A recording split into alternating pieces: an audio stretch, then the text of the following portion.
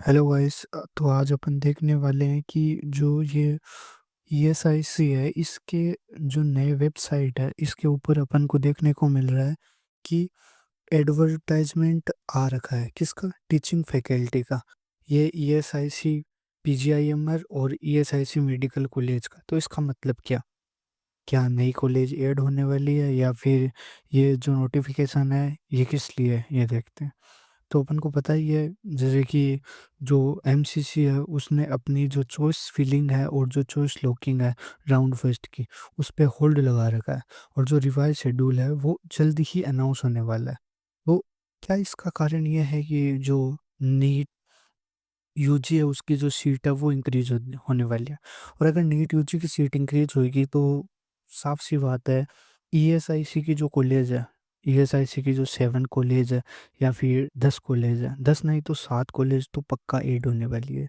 तो ये क्या, ये 7 कॉलेज ऐड होगी या फिर नहीं होगी?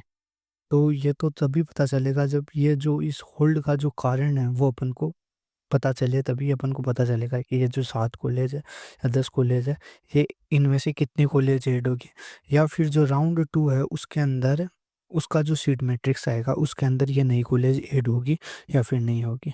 अगर इससे पहले अगर कोई बोल रहा है कि सीट इंक्रीज होगी या फिर नहीं होगी, इसका मतलब वो बेवकूफ़ बना रहा है। मतलब राउंड 2 की सीट मैट्रिक्स या फिर ये राउंड 1 पे जो स्टे लगा है अभी तक, जो होल्ड लगा है, इस पे अगर कोई रिवाइज़ सीट मैट्रिक्स आए तभी पता चलेगा। वैसे जो 10 नई मेडिकल कॉलेज है वो आएँगे, इसका कैसे पता?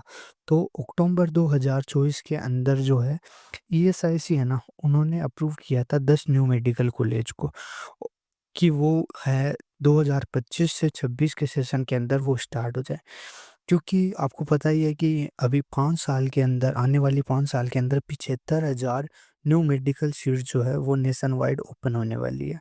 तो ये जो 10 कॉलेज है ये कहाँ-कहाँ हैं, जो ये अभी ओपन हो सकती है 2025 में?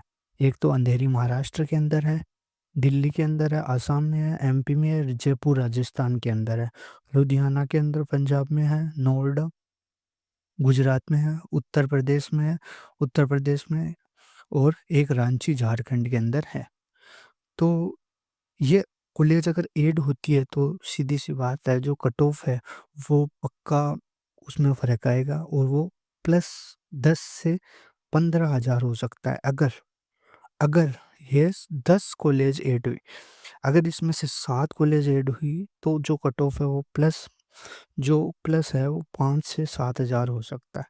और अगर ये कॉलेज ऐड नहीं हुई और अभी तक जो सीटें हैं वही सीटें रही, तो जो ये कट ऑफ है वो करीबन माइनस ही होगा, प्लस नहीं होगा। और माइनस जो होगा वो 2 से 3 के होगा। मतलब जो पिछले साल की जो कट ऑफ थी उसमें से -2 से 3 के माइनस होगा। तो अभी अपन देखते हैं कि पिछले साल की जो कट ऑफ है वो कितनी है।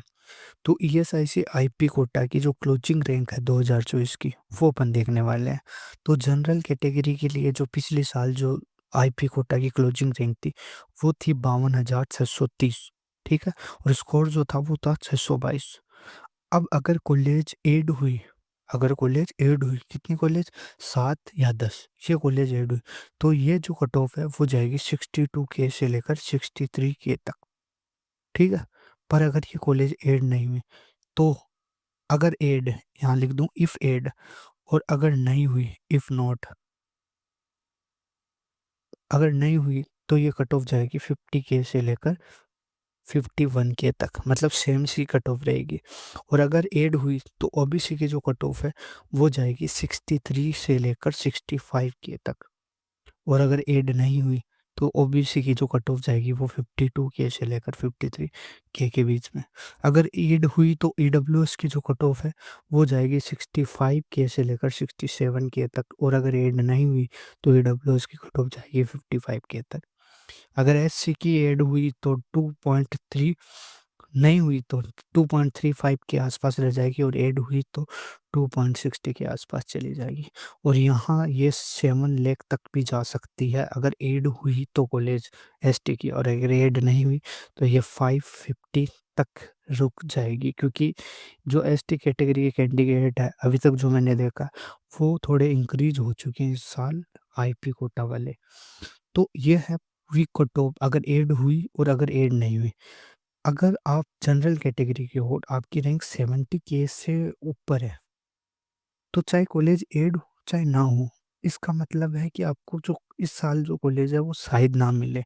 तो डोंट वेस्ट योर टाइम। आप अपना जो नेक्स्ट प्लानिंग है, या तो फिर कोई और प्लानिंग, या फिर किसी और ब्रांच में जाने की प्लानिंग, या फिर नेक्स्ट ईयर के जो प्लानिंग है वो कर सकते हो। 70 के से प्लस है जनरल की।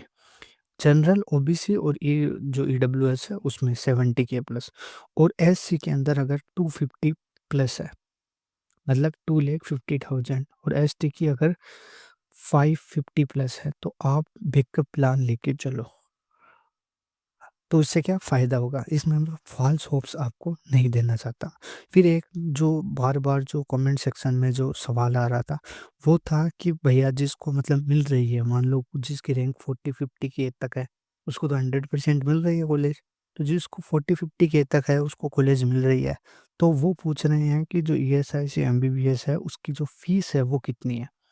तो फ़ीस है जो, अगर आप आईपी कोटा के स्टूडेंट हो, तो आपकी फ़ीस होने वाली है वो 24,000 से 30,000 पर ईयर रहने वाली है। और अगर आप नॉन आईपी कोटा से हो, मतलब ईएसआईसी कॉलेज ले रहे हो पर आप नॉन आईपी, जैसे 100 सीट है तो उसमें से 35 सीट जो है वो आईपी के लिए जाएगी। बाकी जो सीट बची है वो 65 वो नॉन आईपी कैंडिडेट के लिए। तो नॉन आईपी हो तो आपकी फ़ीस जो है वो 1 लाख से 1,20,000 तक होगी, और अगर आईपी कैंडिडेट हो तो 24,000 से 30,000 के बीच में आपकी फ़ीस होगी। ये जो फ़ीस है, ये फ़ीस है ट्यूशन फ़ीस। ये कौन-सी फ़ीस है? ट्यूशन फ़ीस है। ट्यूशन फ़ीस के अलावा जो फ़ीस होती है वो हॉस्टल वगैरह की वो होगी। पर अगर आप ईएसआईसी आईपी कैंडिडेट हो तो आपको जो हॉस्टल फ़ीस है उसमें भी सब्सिडी मिलेगी। मतलब जो आपकी फ़ीस होगी हॉस्टल फ़ीस, वो 10,000 से 20,000 पर ईयर याद रखना, पर ईयर, पर मंथ नहीं, पर ईयर। मतलब आपकी जो फ़ीस होगी ₹1000, लमसम ₹1000 1 महीने की फ़ीस होगी अगर आईपी कोटा के हो तो। तो टोटल जो आपका जो खर्चा आएगा वो 30,000 प्लस 10 तो 40,000 आएगा।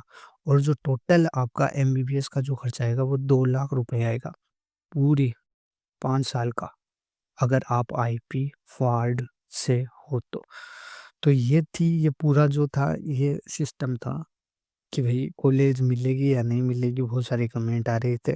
तो फिर से बता दूँ, जनरल कैटेगरी के लिए अगर सीट इंक्रीज़ नहीं हुई तो 50 के, ईडब्ल्यूएस के लिए अगर सीट इंक्रीज़ नहीं हुई तो 55 के, और ये ओबीसी के लिए अगर सीट इंक्रीज़ नहीं हुई तो 53 के, और एससी के लिए अगर सीट इंक्रीज़ नहीं हुई तो 230, और अगर एसटी के लिए 5.5 ले।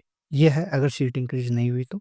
अगर सीट इंक्रीज़ हुई तो ये ही जो है वो 62 तक जा सकती है, ये जो है वो 65 तक जा सकती है, ये 260 तक जा सकती है, और ये जो है वो 6 लाख प्लस जा सकती है। 6 लाख तो है ही, 6.5 लाख से 7 लाख तक जा सकती है। ये था।